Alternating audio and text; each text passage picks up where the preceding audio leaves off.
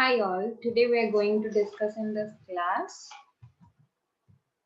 form of international business.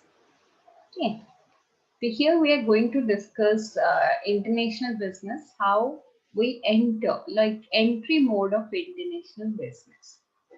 First is exporting. Let us discuss on exporting. What is exporting? Exporting means the company produce their product in domestic market and then sells them to international market. Like we are producing a product in our home country and selling them into an international market. Exporting can be two types. One will be direct exporting, other one is indirect exporting. First, let's discuss what is direct exporting. Direct exporting. In this, the company sells goods directly to the customers in an international market. In this, we are directly selling our goods to customer in international market. There are some advantages, there are some disadvantages. What are the advantages if you are doing direct exporting? First is company has direct control over its sales. If you are directly selling your product in the international market, then you have a control over its sales. How? Because you know how much demand is in that market, so that in that basis you can supply the product. Secondly, can obtain in-depth information about trade in international market. When you start doing direct sales or direct business in an international market, then you have to do research about that particular market, like what is the need, what is the customer taste, preference, whatever the rules, regulations. So we'll do direct investment because we are doing direct exporting. So it's another advantage. If you're doing direct exporting, we'll do in-depth information about trade in international market. Let's talk about disadvantage. Huge investment is required. As I'm going to do direct exporting, we don't have a distribution channel. We don't have much infrastructure. So for that, we have to go for a huge investment. Second, lack of exporting skill. For example, when if you have a transfer somewhere in your job and you need to, buy a house or rent a house, what we'll do? We don't have any knowledge about that particular area. So we'll go for a broker who will help us to buy or rent a house. So here also, when you don't have experience, we are we don't have expertise, so we are going for a direct exporting. It will little difficult for us, so that's why it's saying lack of exporting skill. We don't have a skill and we are going directly without a broker.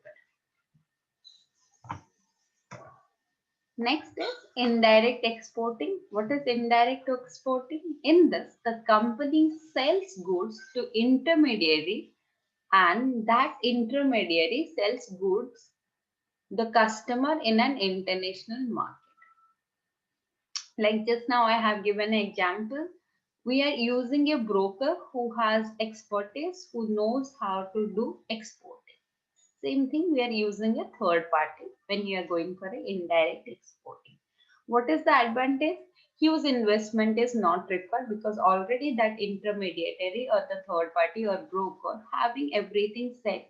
So we are just going to sign a contract and do business with it. Secondly, intermediary organization handle all the exporting activities and they will manage everything. No need to be worried about. So how we are going to do and all because they are expertise and they know how to do it. Let's talk about the disadvantage. Control is shifted to the intermediary organization. Now, as you are doing through somebody, your control has gone because they only inform you how much sale is there, how much product is required. Then you will follow their instruction. So your control will over. Next, cannot obtain in-depth information about trade in international market. When you are doing direct exporting, what will happen? You will do more research about things and you will get more knowledge. Now here you have already given to a third party who is doing the sales for you. So you are not bothered about all this thing. You will only bother about how much product to produce, whatever the intermediary will demand. So your in-depth information cannot be obtained when you are going through an indirect exporting. Okay, so one is direct, one is indirect exporting.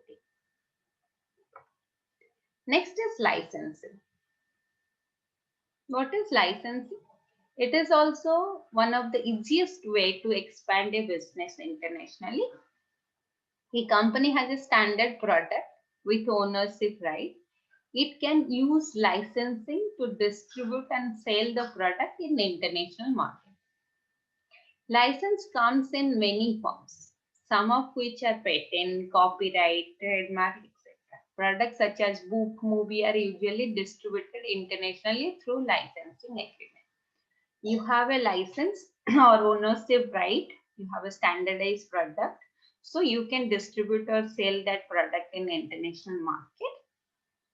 You can take a copyright, you can make a patent or trademark, then you can sell that product in international market.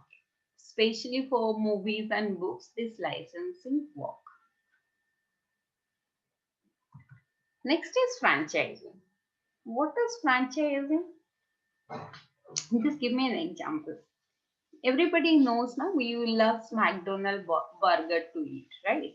So McDonald's do business in franchising mode. For example, few people are there who want to do a business, but they no idea about a business model, but they are very keen to do a business. And if you're sitting in somewhere, you will just what you will say, we'll go to McDonald's and we'll say we want to do a business, but we don't have a business model, can you help? So what McDonald will do, they will permit you to use their brand and do same standard of business in any country or in your country. Then instead, if they will give their permit, so what you will give to them, you will just pay the fee to them. That is called franchise. Here, McDonald is your franchisor and you are the franchise. So what is franchising? Franchising is a system in which semi-independent business owners or franchises pay fees and royalty to a parent company or a franchisor in return for trademark brand to sell its product or service business model. Okay. Then what is the advantage? It is less risky. Why? Because it's already established brand whose demand is very high and you are just doing the business for that particular organization. Next, advantage of expertise of franchising. Franchiser. Sorry, advantage of expertise of franchiser. What they know everything, right? They will help how to do the business or how to do the work. That advantage will get. Then highly motivated employee. If it is a well brand or well known organization, so whoever working in your company, they will be very happy because they are proud to work for that particular organization. There is some disadvantage, difficult in keeping trade secret because they will share the business model. So it is when the franchisor will share their business model with the franchisee. Sometimes this franchisee, what they will do, they will copy their model and they will just put their name and start doing the similar business. That is difficult to keep in trade secret.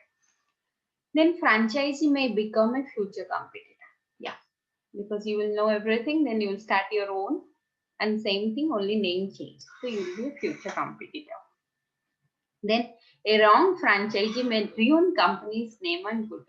If something you wrong franchisee then something wrong happened to the customer and all, or you will not, taken care of the customer properly, then you are going to ruin McDonald's name. For example, McDonald's operate in India through franchising system, and KFC also another example who used to do in franchising system. You can get a lot of examples who do business in international market through franchising system. Next is outsourcing or offshoring. What is outsourcing? It is actually it is a cost-effective strategy used by companies to reduce costs by transferring portion of work to outside supplier rather than completing in internet. Okay, so let me give you example. Like I am making video in YouTube. Okay, I used to start putting videos on YouTube. Now my subscriber increase because my videos are good. The subscriber increases. So now what happened? As the subscriber increase, I have to upload lot of video. So for that, what I have to make notes, editing, title name. I have to, record. I have to explain. A lot of other work I have to do. So if my videos are increasing, I have to do a lot of work. What will happen? My videos will become slow. I'm not able to upload much video. So what I'll do, I'll ask some of my friends, let's partnership. Like let's divide work. So what will have, I have a lot of helping hands. Like for example, making note I have given for us outsourcing, making videos outsourcing, uploading outsourcing. Only one important or core work making like making video properly and explaining like editing or explaining that I'll do. That is my core job. So now what will happen? So what happened? I have outsources the works which is not so important, less important, but I'm doing my core work. I'm holding my core work. So I'm getting laid of a lot of helping hand, which will help me to upload the video in the first month. Same thing. If you are a big company in India and you are very successful, so what will happen when you are going to enter in an international business like Australia, China? What I'll do some of my work in India. I'll do outsourcing, like manufacturing will be mine. For example, I'm just holding the manufacturing will be mine. Sales and customer service and supply chain I'll outsource, which is less in important work that you outsource, but core business or core thing we should have keep in with us. Okay, so what is the advantage? Advantage is concentration on the core work. What is your actual work? You will have concentration on it. Risk sharing, as you are sharing, your risks will be shared. Reduce costs, because if I'm going to put supply chain or sales and customer service, I have to put employees, a lot of things I have to do to understand, because it will give a complexity. So what will happen? I have given it to other outsourcing where contract basis the cost, operating cost I'll minimize. Then disadvantage, risks of exposing confidential data. When you will do outsourcing, people will understand what is the core work of this company. So your confidential data will be exposed. And lack of customer focus. If you are giving your sales or customer service to outsourcing, what will happen? You will not directly touch with your customer. So lack of customer focus will happen. So this is the disadvantage. For example, you people all use iPhone, right? So Apple, Mac. Apple's relationship with Chinese manufacturing firm Foxconn is well known because Apple do he's assembling or manufacturing in China, that is through a Foxconn company. Okay. Next is joint venture. Joint venture or strategic partnership. We used to call it as a partnership. Okay. So it is used by company to enter a foreign market by joining hands and sharing ownership and management with another company. It is used when two or more companies want to achieve some common objective and expand international operation. So here common objectives are foreign market entry, risks and reward sharing, technology sharing. Okay. It is useful to meet shortage of financial resources, physical or managerial resources. For example, Tata Son had joined hand with Singapore Airlines and they have this startup. Same thing, old now they are not in joint venture, but we know that example I can say Hero Honda. Honda has joined hand with Hero because Hero has a knowledge about the India or Asia market. So Hero has technologically Hero is having a knowledge about Indian market and Honda has technologically strong. So they join hand together, they become Hero Honda. Same thing, Tata Sun has financially strong and Singapore Airlines has knowledge about airlines, so they have just joined hand because this time. So this is where we used to do a joint venture or strategic partnership so that we'll expand international operation. A lot of examples you can think about. Then FDI. What is FDI? FDI actually it is a mode of entering foreign market through investment. Okay, when we want to enter in a foreign market through investment may be direct or indirect. Either it's a direct investment or it will be a indirect investment. The extent to which FDI is allowed in a country is objective to the government regulation of that country. It can be done by purchasing share of a company, property and assets. Okay, for example, Mauritius was the largest source of FDI in India. They used to do 21.8% share of market value in 2008. Like what government will decide how much investment the in if Mauritius is going to do investment in India, the government will allow how much they can invest. They cannot invest like 60%, 70%. Government will give them a criteria number, in that basis they can invest. Like what I say,